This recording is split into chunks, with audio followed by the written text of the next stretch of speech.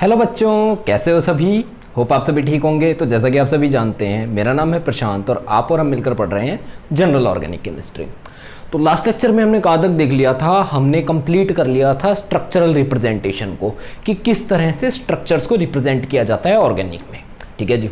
अच्छा, हमारे 3D structures बचे हुए थे जिनको हम आइसोमेरिज्म के साथ देखने वाले थे। ठीक है जी।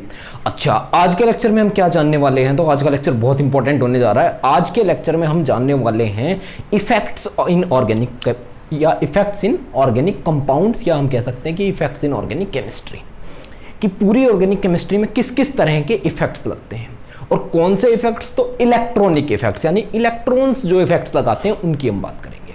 ठीक है जी। तो बने रहिए इस लेक्चर में। तो चलिए शुरू करते हैं। तो हमारा जो टॉपिक है वो है इलेक्ट्रॉनिक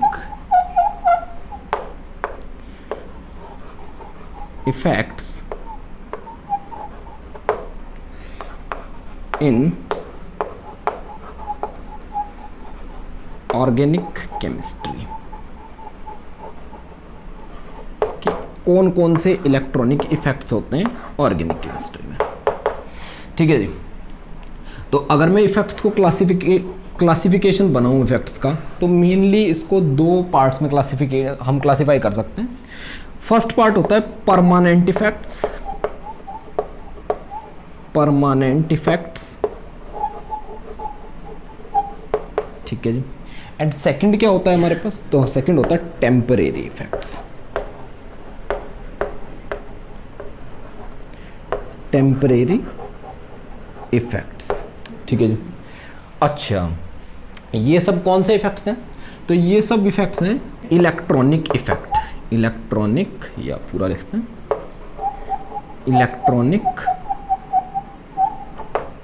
इफेक्ट्स।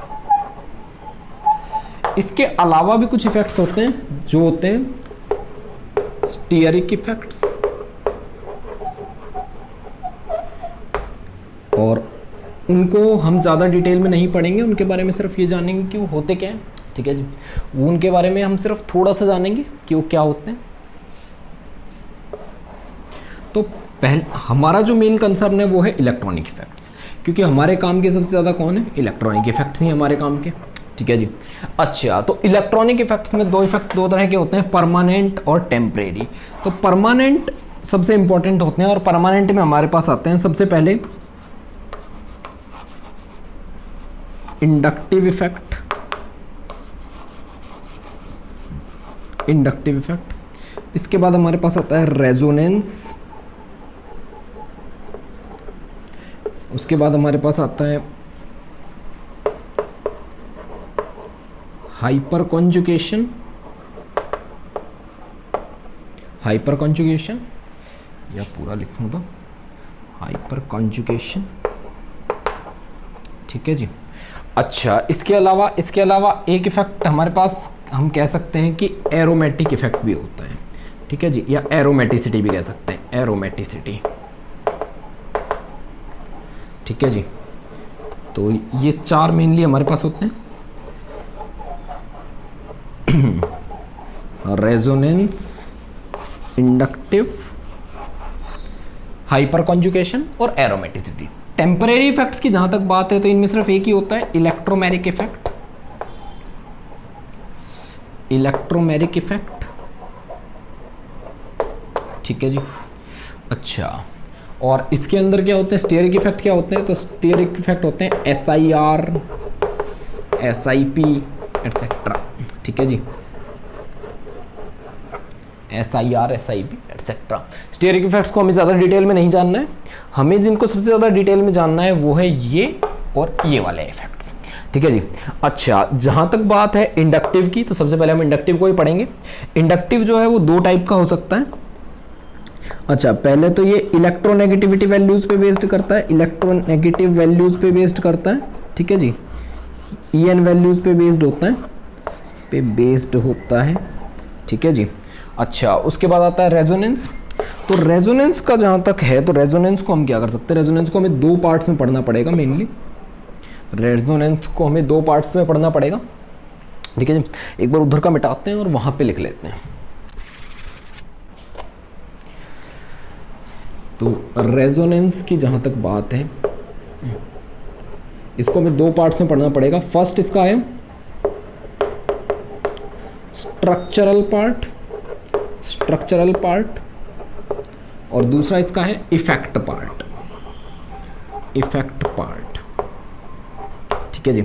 स्ट्रक्चरल पार्ट में क्या होता है कि किस तरह रेजोनेटिंग स्ट्रक्चर्स बनते हैं, किस तरह रेजोनेंस स्ट्रक्चर्स को एक्सप्लेन करता है, इसमें को हम देखेंगे स्ट्रक्चरल पार्ट में। और इफेक्ट पार्ट में हम देखेंगे इसका कि इसका इफेक्ट क्या होता है मॉलिक्यूल्स पे, effect on properties of molecules. ठीक है जी, effect on properties of molecules क्या होता है। और यहाँ पे हम इसको बोलेंगे मीजोमेरिक इफेक्ट, मीजोमेरिक और रेजोनेंस इफेक्ट बोलेंगे यहाँ पे इसको। ठीक है जी, यहाँ पे ये एज ए इफेक्ट काम करता है और यहाँ पे ये एज ए स्ट्रक्चरल या स्ट्रक्चर को एक्सप्लेन करने वाली प्रॉपर्टी की तरह काम करता है। ठीक है जी, तो कुछ इस तरह से होता है। इसके अलावा हमारे पास हाइपर कॉन्जुगेशन, जिसको नो बॉन्ड रेजोनेंस बोलते हैं। हाइपर कॉन्जुगेशन यानी कि no bond resonance, no bond resonance बोलते हैं इसको। ठीक है जी। अच्छा, इसके अलावा चलिए इसको थोड़ा सा साफ लिख देता हूँ, या इसको मिटा के एक बार इसको पूरा डिटेल में दोबारा से बना। तो हम क्या पढ़ रहे हैं, इलेक्ट्रॉनिक इफेक्ट्स,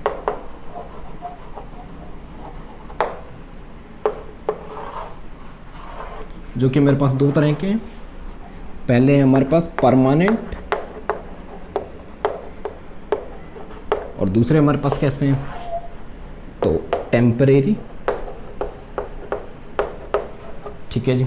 परमानेंट में हमारे पास कौन कौन है, तो पहला इंडक्टिव, दूसरा है हमारे पास रेजोनेंस, तीसरा है हमारे पास हाइपर कॉन्जुगेशन,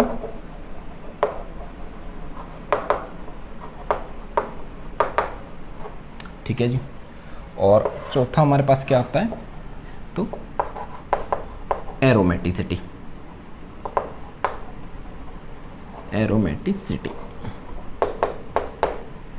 ठीक है जी।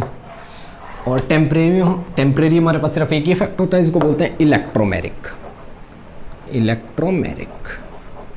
ठीक है जी, तो इलेक्ट्रोमेरिक इफेक्ट।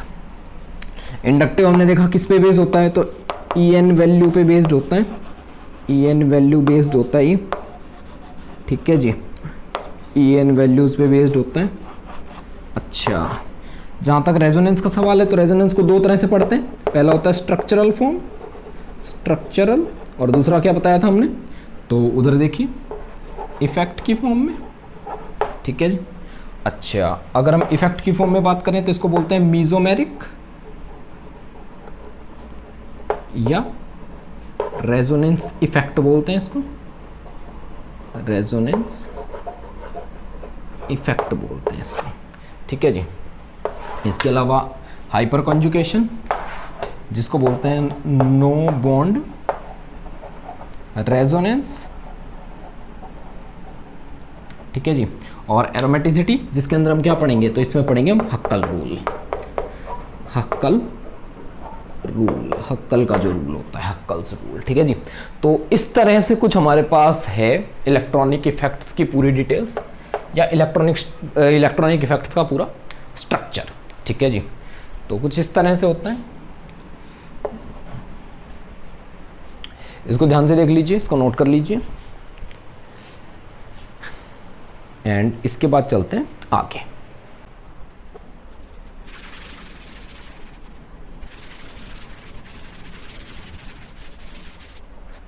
अब हम जानेंगे इंडक्टिव इफेक्ट के बारे में।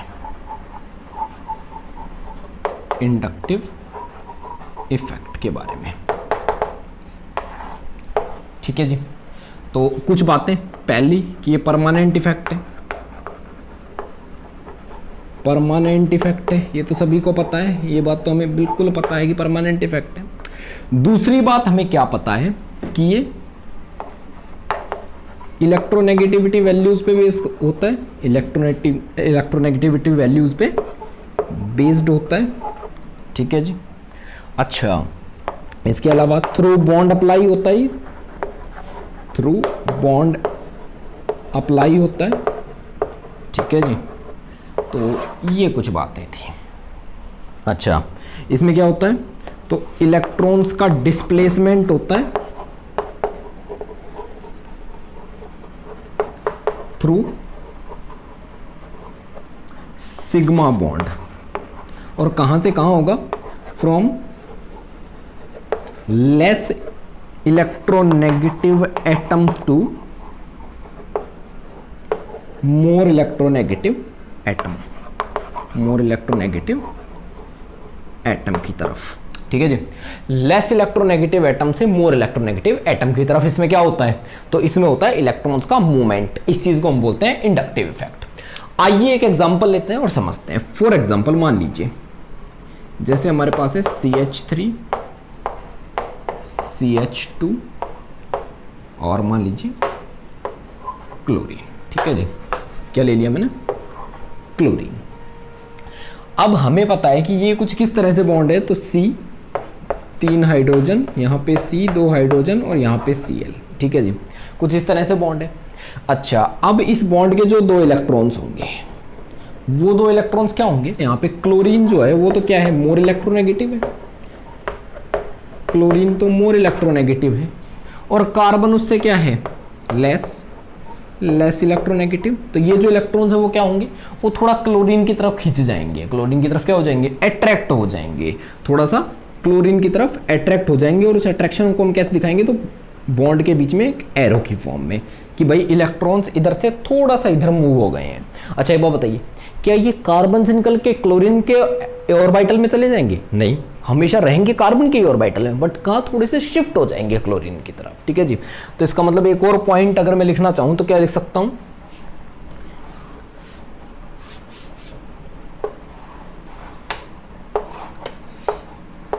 कि इलेक्ट्रॉन्स डिस्प्लेस तो होते हैं but do not change orbital उसी में रहते हैं जिसमें पहले से थे, ठीक है जी। ऑर्बिटल चेंज नहीं करते हैं। अच्छा, अगर इलेक्ट्रॉन्स थोड़े इस तरफ शिफ्ट होंगे तो क्या इस पे क्या आएगा, डेल्टा नेगेटिव, इस पे क्या आएगा, डेल्टा पॉजिटिव, ठीक है जी। डेल्टा नेगेटिव और डेल्टा पॉजिटिव आएगा, ये बात तो बिल्कुल ठीक थी, इसमें हमें कोई दिक्कत नहीं थी, ठीक है जी। पर अब क्या है, ये जो इफेक्ट है ये किस तरह से लागू होता है, तो ये सिर्फ यहीं तक नहीं रुकता है। ये इफेक्ट क्या है कि यहीं तक नहीं रुकता है, बल्कि ये आगे भी चलता है। समझिए आगे कैसे चलता है, तो आगे कुछ इस तरह से चलता है। देखिए, इस पे डेल्टा पॉजिटिव आ गया, तो इसका मतलब इस कार्बन और इस कार्बन में अब कौन इलेक्ट्रॉन डेफिशिएंट हो गया, ये कार्बन क्या हो गया, इलेक्ट्रॉन डेफिशिएंट हो गया, इलेक्ट्रॉन डेफिशिएंट हो गया, यानी कि इसके पास हो गई इलेक्ट्रॉन्स की कमी। अब इलेक्ट्रॉन डेफिशिएंट और इस कार्बन के पास क्या है, इलेक्ट्रॉन पूरे हैं। और जैसे ही कोई चीज इलेक्ट्रॉन डेफिशिएंट होती है तो उसकी इलेक्ट्रोनेगेटिविटी अपने आप बढ़ जाती है, यानी कि उसकी इलेक्ट्रॉन्स को अट्रैक्ट करने की पावर बढ़ जाती है। रीजन, उसका पॉजिटिव चार्ज, उसकी वजह से वो क्या करता है, इलेक्ट्रॉन्स को अपनी तरफ अट्रैक्ट करता है, ठीक है जी। तो सेम यहां पे होगा, तो ये जो कार्बन है इस पे डेल्टा पॉजिटिव चार्ज आ गया, और पॉजिटिव चार्ज की वजह से इसकी इलेक्ट्रॉन्स को अट्रैक्ट करने की पावर क्या हो जाएगी, बढ़ जाएगी। तो थोड़ा सा ये क्या करेगा, अब इस बॉन्ड से अपनी तरफ खींच लेगा इलेक्ट्रॉन्स को, ठीक है जी, अपनी तरफ खींच लेगा। पर इस बार जो ये इलेक्ट्रॉन खींचेगा और जो ये इलेक्ट्रॉन खींचेगा उसमें कौन ज्यादा होगा, तो उसमें क्लोरीन के खींचने की पावर बहुत ज्यादा होगी, इसकी बहुत कम होगी, ठीक है जी। कार्बन की वो बहुत कम होगी, क्योंकि कार्बन तो सिर्फ डेल्टा पॉजिटिव, एक डेल्टा यानी कि स्लाइट चार्ज की वजह से खींच रहा है, जबकि क्लोरीन किसकी वजह से खींच रहा है, क्लोरीन अपने सोल नेचर की वजह से खींच रहा है, क्लोरीन का इलेक्ट्रोनेगेटिव नेचर है खुद का, ठीक है जी। तो इसकी वजह से मान लीजिए डेल्टा पॉजिटिव चार्ज आया था, तो जो इस क्लोरीन के खींचने से अगर कार्बन पे डेल्टा पॉजिटिव चार्ज आया था, तो इस कार्बन के खींचने से इस कार्बन पे क्या आएगा, इस कार्बन पे कोई और भी कम चार्ज आएगा जो डेल्टा से भी कम हो, और डेल्टा से कम चार्ज को रिप्रेजेंट करते हैं डेल्टा पॉजिटिव, ठीक है जी। डबल डेल्टा का मतलब क्या है, डबल डेल्टा का मतलब क्या है कि ये डेल्टा पॉजिटिव से भी छोटा है। डबल डेल्टा का मतलब क्या है कि ये डेल्टा पॉजिटिव से भी छोटा है। अच्छा, तो यानी कि कुछ बातें और हम जो इंडक्टिव इफेक्ट के बारे में कह सकते हैं वो ये है कि इट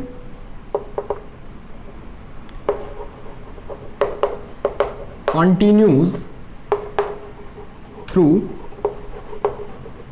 bonds,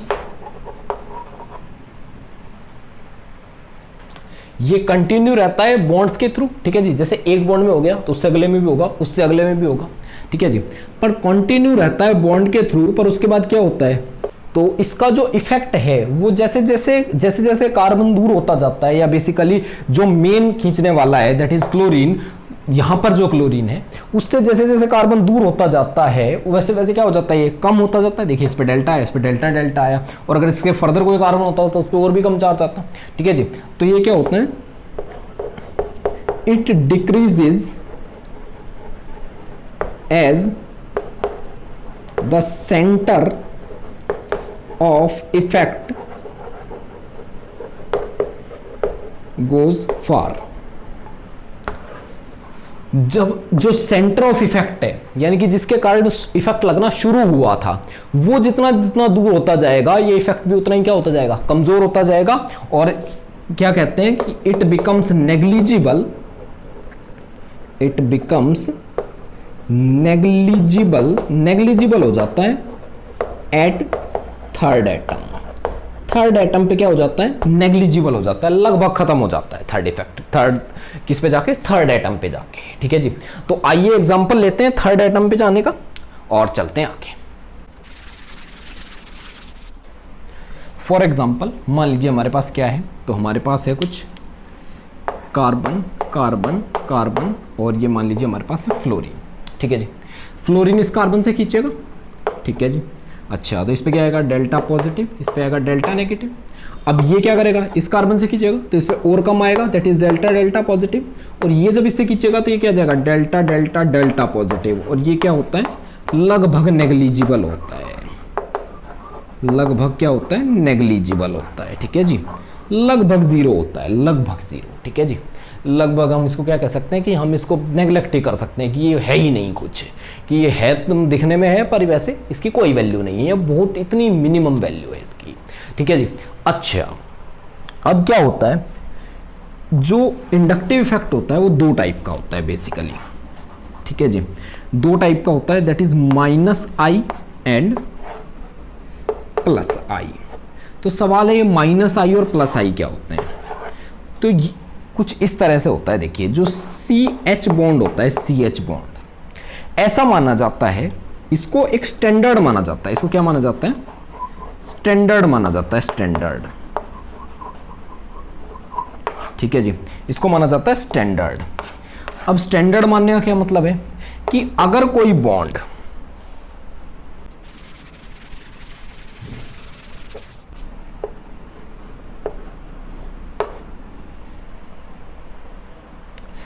ऐसा माना जाता है कि कोई CH के स्टैंडर्ड होने का मतलब क्या है कि कोई भी एटम अगर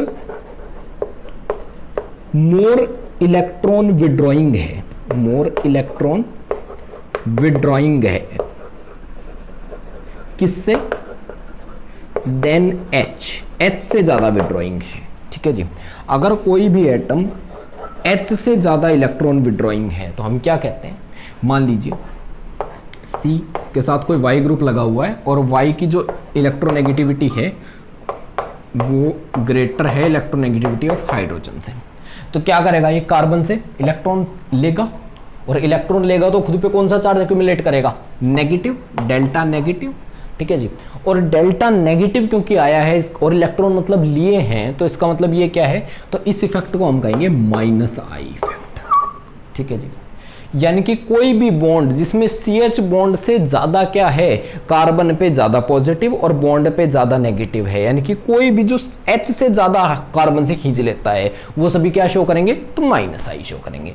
सिमिलरली C के साथ मान लीजिए कोई Z ग्रुप है जिसमें इलेक्ट्रोनेगेटिविटी जो Y या हमारे Z की है वो लेस है इलेक्ट्रोनेगेटिविटी ऑफ हाइड्रोजन से, तो हम क्या करेंगे, तो हम ये मान के चलेंगे कि जो इफेक्ट है उसमें क्या रहा होगा, कार्बन ने इससे खींचा होगा, कार्बन ने इससे क्या किया होगा, खींचा होगा, और इस पर क्योंकि पॉजिटिव चार्ज एक्यूमुलेट हुआ इसलिए ये क्या है, प्लस आई इफेक्ट, ठीक है जी। अब क्या है, माइनस आई का मतलब क्या है कि कार्बन से खींच रहा है ये बंदा, और प्लस आई का मतलब क्या है कि ये ग्रुप कार्बन को क्या कर रहा है, डोनेट कर रहा है, ठीक है जी। तो जो माइनस आई होते हैं वो क्या होते हैं, इलेक्ट्रॉन विड्रॉइंग होते हैं, इलेक्ट्रॉन विड्रॉइंग होते हैं, विड्रॉ करते हैं इलेक्ट्रॉन्स को अपनी तरफ खींचते हैं। और प्लस आई क्या होते हैं, तो इलेक्ट्रॉन डोनेटिंग होते हैं, डोनेट करते हैं, ठीक है जी। तो कुछ इस तरह से हमारे पास होता है। माइनस आई जो है वो अक्सर कौन करते हैं, तो कार्बन से ज़्यादा इलेक्ट्रोनेगेटिव एटम, यानी कि लगभग सभी लोग ही माइनस आई शो करते हैं। प्लस आई अगर हम ये देख लें कि प्लस आई कौन करते हैं, तो हमें अंदाजा आ जाएगा कि माइनस आई कौन कौन करते हैं, ठीक है जी। तो प्लस आई यूजुअली क्या करते हैं, कौन करते हैं, एल्काइल ग्रुप्स, ठीक है जी। एल्काइल ग्रुप्स यूजुअली आपको क्या दिखेंगे, तो आपको प्लस आई करते हुए दिखाई देंगे, यानी कि इलेक्ट्रॉन्स डोनेट करते हुए दिखाई देंगे। बाकी सब आपको इलेक्ट्रॉन क्या करते हुए, विड्रॉ करते हुए दिखाई देंगे। अच्छा, इसके बाद इनका क्या करते हैं, तो इनका एक बार ऑर्डर बना लेते हैं जिससे आपको अंदाजा आ जाए कि किस तरह से इनका ऑर्डर होता है, ठीक है जी, कि कौन डोनेट करता है, कौन विड्रॉ करता है। तो हम माइनस आई को इफेक्ट को कंपेयर करेंगे और यहाँ प्लस आई को कंपेयर करेंगे, ठीक है जी। हाइड्रोजन जो होता है, हाइड्रोजन के दोनों जीरो होते हैं, यानी कि हाइड्रोजन ना माइनस आई शो कर सकता है ना प्लस आई शो कर सकता है, तो हाइड्रोजन दोनों में लास्ट में आएगा, ठीक है जी। हाइड्रोजन की देने की टेंडेंसी भी जीरो है और खींचने की टेंडेंसी भी जीरो है, ठीक है, इसलिए दोनों में हाइड्रोजन आपको कहाँ दिखाई देगा, बिल्कुल लास्ट में, ठीक है जी। तो आइए एक बार दोनों की सीरीज बना लेते हैं और देखते हैं।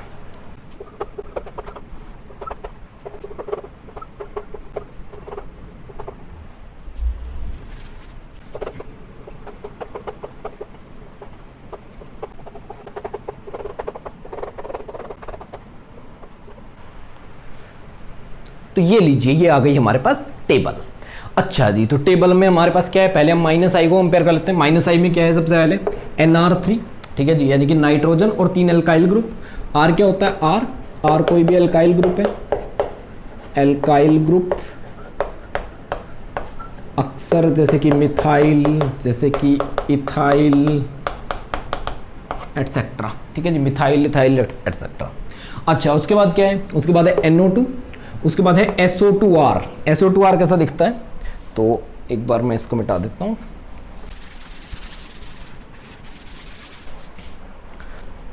SO2R कुछ इस तरह का दिखता है, S double bond O R, और यहाँ से वो कार्बन की चेन से जुड़ा हुआ होगा, ठीक है जी। उसके बाद कौन है हमारे पास, CN, तो CN आप समझते हैं C ट्रिपल बॉन्ड N, ठीक है जी। उसके बाद क्या है, COOH, तो C डबल बॉन्ड O, थोड़ा नीचे बनाते हैं, C डबल बॉन्ड O और OH, ठीक है जी। उसके बाद F fluorine, Cl chlorine, Br bromine, I iodine, ये सभी तो आप समझते हैं, ठीक है जी। OR, O और एल्काइल ग्रुप, ऑक्सीजन और एल्काइल ग्रुप, ठीक है जी। उसके बाद COR यानी कि C डबल बॉन्ड O और R यानी कि कीटोन ग्रुप, और इधर से कार्बन की चेन से जुड़ा हुआ होगा, ठीक है जी। अच्छा, उसके बाद क्या है, OH, उसके बाद है OH, ठीक है जी। उसके बाद क्या है हमारे पास, तो उसके बाद हमारे पास C6H5 यानी कि बेंजीन का सब्स्टिट्यूएंट, ठीक है जी, कुछ इस तरह का। अच्छा, उसके बाद है C ट्रिपल बॉन्ड C, ये आप समझते हैं एल्काइन, एंड इधर से जुड़ा होगा कार्बन की चेन से। इसके बाद C डबल बॉन्ड C, ठीक है जी, और एल्कीन, और उसके बाद क्या है, हाइड्रोजन। तो ये सभी आप समझ गए होंगे। उसके बाद आता है ये तो थे माइनस आई वाले, उसके बाद है प्लस आई वाले। तो प्लस आई वालों की अगर बात करें तो इसमें कौन है, CH3 का होल थ्राइस, यानी कि C, ऊपर भी CH3, इधर भी CH3, इधर भी CH3, और यहाँ से कार्बन की चेन से जुड़ा होगा ये सबसे ज़्यादा। उससे ज़्यादा उसके बाद कौन आता है, CH3, C, CH3, H, और यहाँ पे कार्बन की चेन से जुड़ा होगा। उसके बाद CH3, CH2, ठीक है जी। उसके बाद हमारे पास क्या है, तो उसके बाद है हमारे पास CH3, कुछ इस तरह से। उसके बाद है हमारे पास D यानी कि ड्यूटीरियम, और उसके बाद है हमारे पास हाइड्रोजन। हाइड्रोजन दोनों में सबसे लास्ट में क्यों है, क्योंकि हमें पता है हाइड्रोजन को हम क्या मान के चलते हैं, स्टैंडर्ड मान के चलते हैं। और स्टैंडर्ड का मतलब क्या है कि ना वो किससे गेन कर सकता है इलेक्ट्रॉन्स, ना वो किसी को क्या कर सकता है, डोनेट कर सकता है, ठीक है जी। तो इस तरह से हम देख सकते हैं इंडक्टिव इफेक्ट हमारा। ठीक है जी। तो ये इंडक्टिव इफेक्ट क्या था हमारा, ये एक इलेक्ट्रोनेगेटिविटी पे बेस्ड इफेक्ट था जो कि आगे की चेन में भी चलता था, जो कि आगे के बॉन्ड्स को भी इफेक्ट करता था और तीसरे बॉन्ड पे जाके नलीफाई होता था। ठीक है जी, कम से कम दो एटम्स को तो इफेक्ट करता ही था। अच्छा, ये होता किस वजह से है, तो इलेक्ट्रोनेगेटिविटी डिफरेंस की वजह से होता है। ठीक है जी, और फर्दर होता चला जाता है क्योंकि इलेक्ट्रोनेगेटिविटी डिफरेंस आता चला जाता है। अच्छा जी, इसके बाद हमने क्या देखा, तो इसके बाद हमने देखा दो तरह का होता है और दो तरह को सेपरेट करने का स्टैंडर्ड क्या है, तो CH बॉन्ड। अगर कोई भी ऐसा एटम है जो हाइड्रोजन से ज्यादा इलेक्ट्रॉन गेन करता है कार्बन से या विड्रॉ करता है तो उसको -I मान लेते हैं, और जो भी हाइड्रोजन से कम करते हैं या बेसिकली क्या कहें कि हाइड्रोजन से ज्यादा देते हैं, हाइड्रोजन ज्यादा डोनेट करते हैं, उनको हम क्या कह सकते हैं, उनको हम कह सकते हैं +I। ठीक है जी, तो दो तरह के होते थे -I और +I। -I की स्ट्रेंथ ये रही, -I कौन ज्यादा करता है कौन कम करता है, और +I की स्ट्रेंथ ये रही। ये हमने समझा उन ग्रुप्स को। ठीक है जी, तो आज के लेक्चर में बस इतना ही रखते हैं, इसके बाद मिलेंगे नेक्स्ट लेक्चर में। तब तक के लिए पढ़ते रहिए, खुश रहिए और देखते रहिए PRPV एकेडमी। Thank you.